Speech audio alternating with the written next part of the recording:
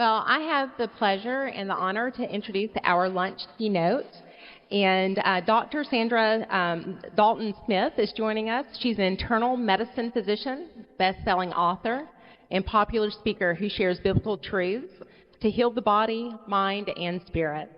She equips individuals and organizations to set healthy boundaries, find harmony in their work-life balance, and embrace God's calling with confidence. As a workplace well-being consultant, Dr. Saundra helps build healthy teams and leaders, and as a life and business coach, she guides women through her mastermind group to boldly step into their God-given purpose. She has been featured on platforms like Focus on the Family, the 700 Club, Women's Day, the Dr. Oz Show, offering life-changing insight into combating burnout and achieving sacred rest. Dr. Saundra's best-selling Sacred Rest explores the 7 types of rest essentials for renewing energy and overcoming exhaustion. Over 250,000 people have used her rest quiz at restquiz.com assessment to discover their rest deficits. A Birmingham, Alabama resident, she enjoys kayaking with her husband Bobby and prayer walking in her local park. You can also find her inspiring listeners on her podcast, I Choose My Best Life. Please welcome Dr. Saundra Dalton-Smith.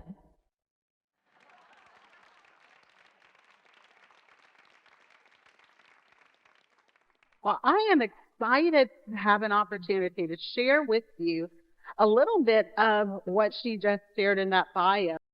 Study that was done at the end of 2024 looked specifically at pro-life volunteers, advocates, and frontline workers. And the statistics was quite shocking, was that about 70% of those who are active within the pro-life movement identify themselves as being burned out. An additional aspect of that statistic was that 49% specifically reported that a decline in their personal relationships at home, citing emotional withdrawal and irritability with the people that they love. And then another study that recently came out said that 31% of those who are actively on the front line have an increased likelihood of not being present 3 years from now. And I love how this study describes it. It says their testimonies weave a narrative of hearts burdened beyond their capacities, minds weary from the continual emotional onslaught inherent to the mission. Their departure would not be born of lost conviction, but of a soul frayed to sin. Their commitment to the cause, once fervent and blazing, have been reduced to a smoldering ember.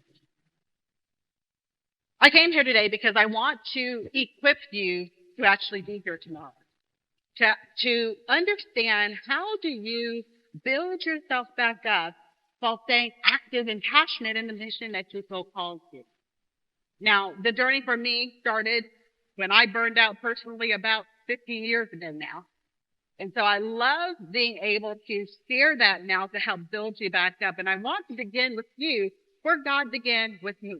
It was in Isaiah chapter 30, verse 15. Now, this verse gives us the way out, but it also shares with us the reason why we're in the situation in the first place with burnout. It states, in returning and rest shall you be saved, in quietness and trust shall be your strength. The problem is the last couple of words. It says, but you would have none of it.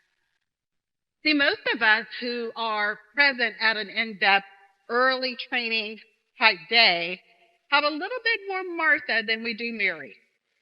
We're the people who show me the work, let me run for it. And I'm an unapologetic Martha.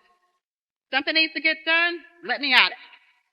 But that's a quick way to burn out. And part of my journey, particularly with this movement, is that for the past 10 years, I've been part of our local center, specifically coming in as a board member.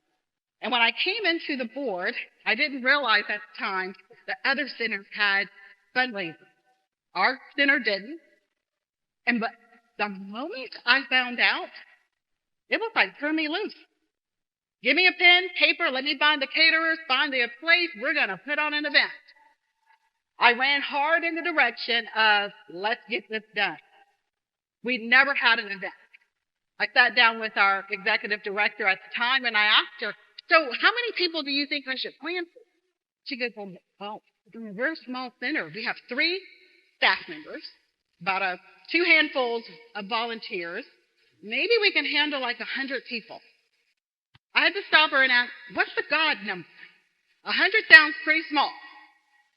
She's like, well, if we got 500, that would be just unbelievable. That very first year, we had 1,200 people in attendance. That is a praise and a whole staff of people laid out on the floor. Think about that.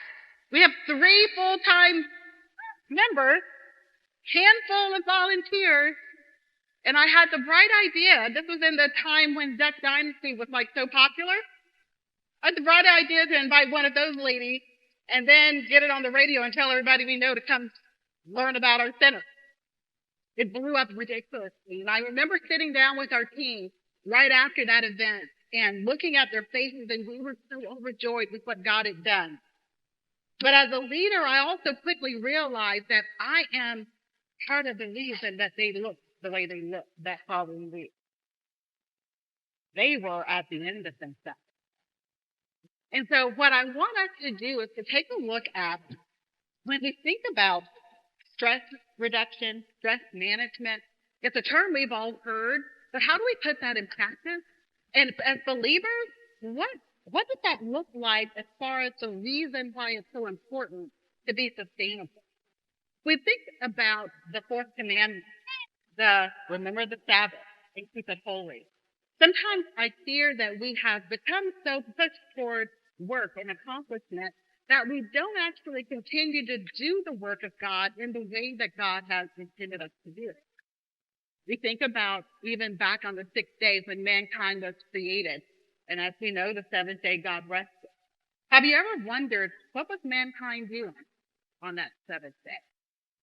We didn't come into the world until the second half of the 6th day. And there's no actually mention of the work being done and completed until the entire next chapter. So mankind came into being on the 6th day. And on the 7th day, God rested. And that first day of rest was our actual first full day on the earth. Now, most of us have lived our lives as if we're going to rest when the work is done. This work is not ever done. There's always people in need of knowing the love of God.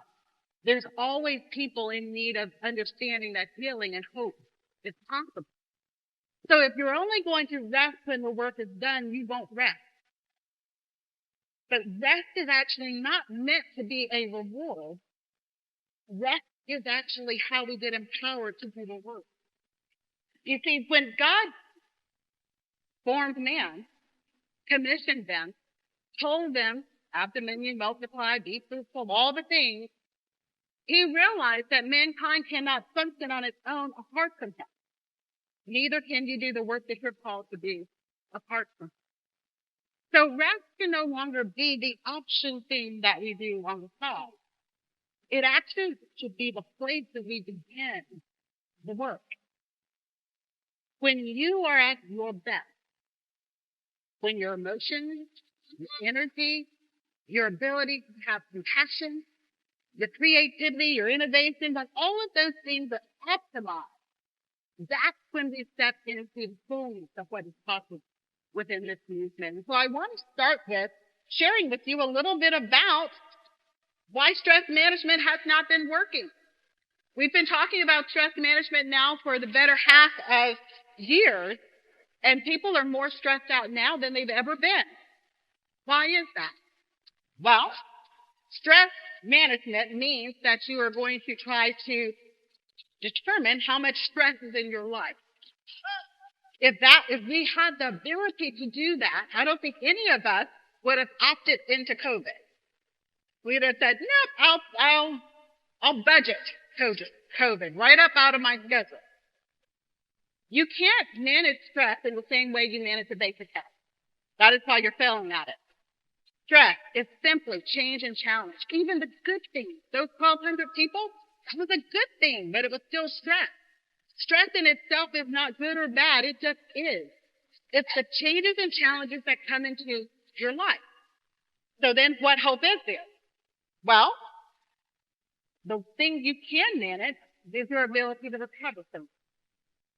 And it's in that recovery period that you actually build the strength and the resilience and tenacity to be sustainable for the long haul. So what I want to spend some time with you looking at is how then do we rest? Most of you, when I say the word rest, you're thinking, okay, I need to take a nap and go get more hours of sleep. Sleep and rest are not the same thing.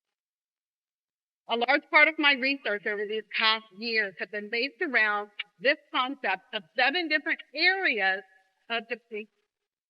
I'm an internist. I'm an internal medicine physician.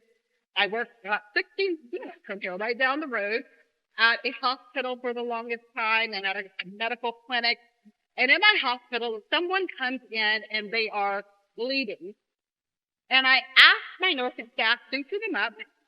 Did I restore them? Now, if they've only been bleeding for a couple of minutes, maybe I restored them. But if just say they're a hemophiliac, maybe they were bleeding for hours before they showed up. I can stop the bleeding and still leave them depleted. This is how many have been approaching rest. You stop. You go on a vacation. You maybe take a week off. Maybe you've even tried to honor the Sabbath and not work on Sunday. But are you actually pouring back into the places of your rest? The question I want you to ask yourself from this point forward, whenever you feel tired, is what kind of tired am I? Where is the depletion? What is it that actually needs to be poured back into? And so I'm not going to go through all 7 of these because I'm long-winded. That would take a while. So we're going to go through each of them very briefly, but I'm going to put most of the focus on emotional rest, spiritual rest, and creative rest, because I feel like these are the areas that you are likely pouring quite a bit of energy out within the work that you're doing in this area, this field, and I want to make sure you know how to replenish those. So the ones I'm not going to go over, physical rest. Very quickly, physical rest has 2 components. Passive, sleeping and napping. Active are all the things that have to do with how your body feels, everything down to the height of the monitor of your computer. What is the positioning of your, I'm a doctor, so yeah, we're going to get real technical for a minute. All the way down to the positioning of your neck, everything from the chair that you're sitting in. How well does your body feel after you engage in the work that you're doing, in the space that you're doing? What are the body ergonomics of those places? And so all of those comprise the physical rest. Mental rest, if this is an area you struggle with, you may be the person who you walk out of your living room into your kitchen. You're like, I know I'm here for a reason. I just don't know which way. Don't know why I'm over here. Or maybe you've had that opportunity where you're at the center, you're thinking about dinner that evening, you have an idea of what you want to cook, but you need to stop by the store to pick up a couple of things. You walk in the store, you remember number 1, you remember number 2, and Lord help me, what was number 3? No idea. Now keep in mind, remembering 3 things is a dementia thing. So all of you don't have dementia who's done that. For a large part of you, it is part of a mental rest deficit, which basically means your mind is so you're full of information. You're always processing, thinking. There's never an opportunity for your brain to actually get to a quiet state. Now, the other way a mental rest deficit can show itself is if you find yourself laying in bed at night and you can't turn your mind off. All related to the same thing. Sensory rest, loud noises, if you're in a space where you're hearing, if your center is located anywhere near a praise group or inside of a church in any way, you're probably hearing a lot of background noises.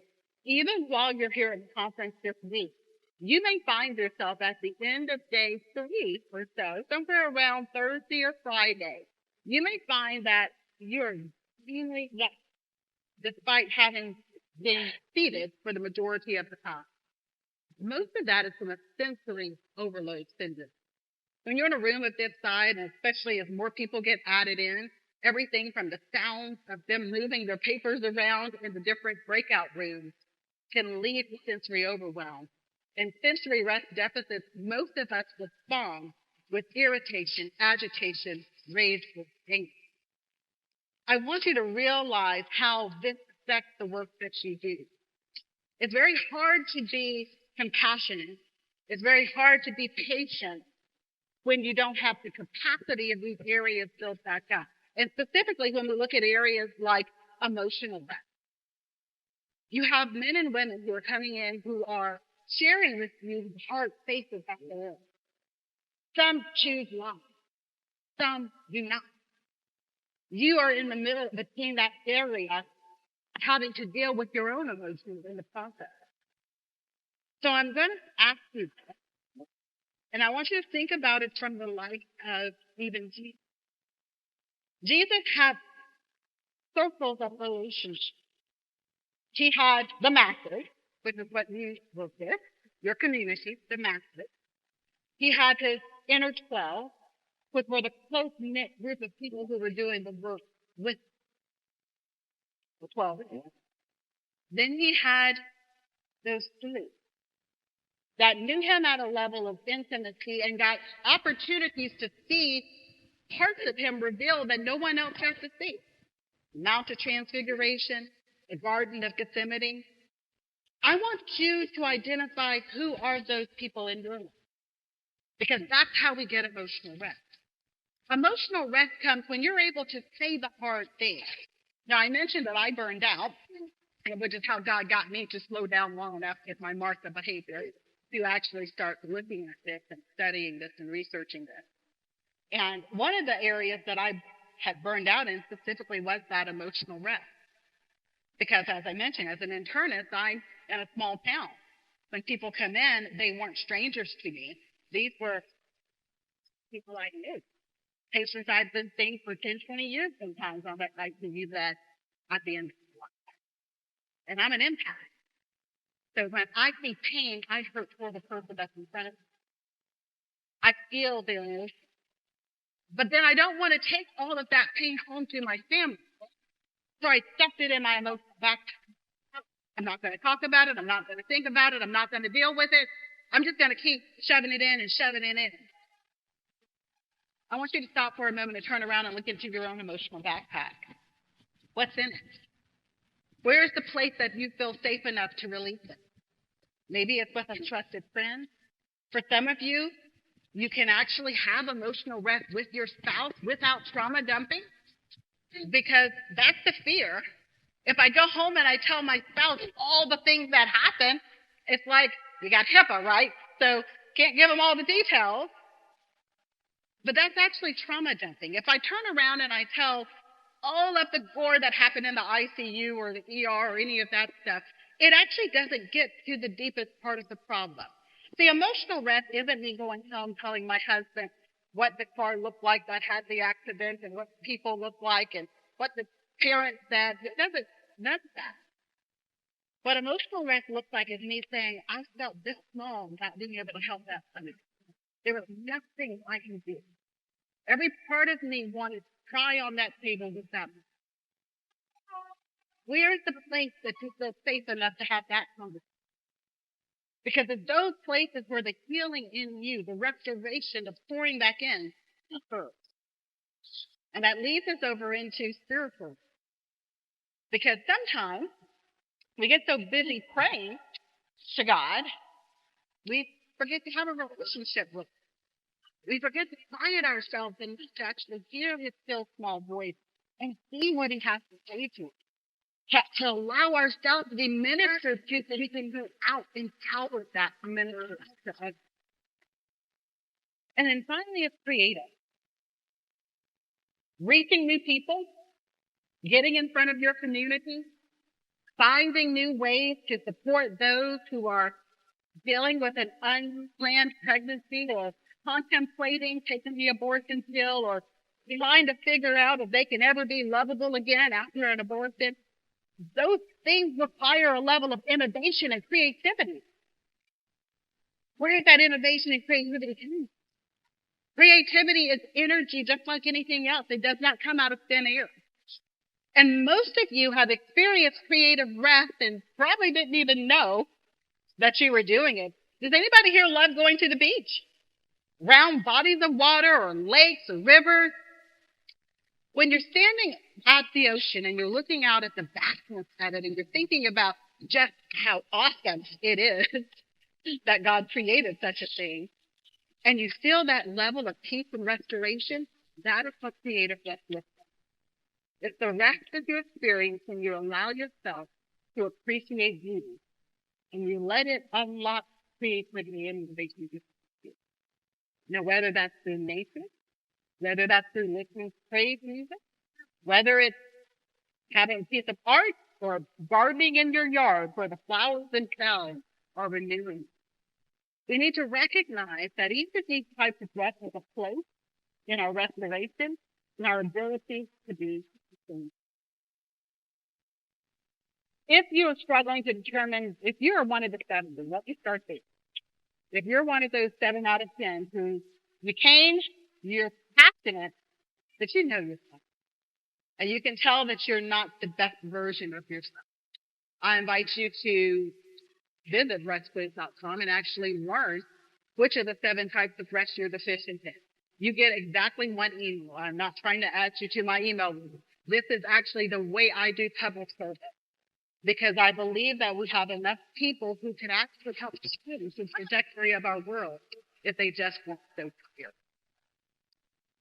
I want to also let you know that I will be tomorrow morning out front by the registration booth.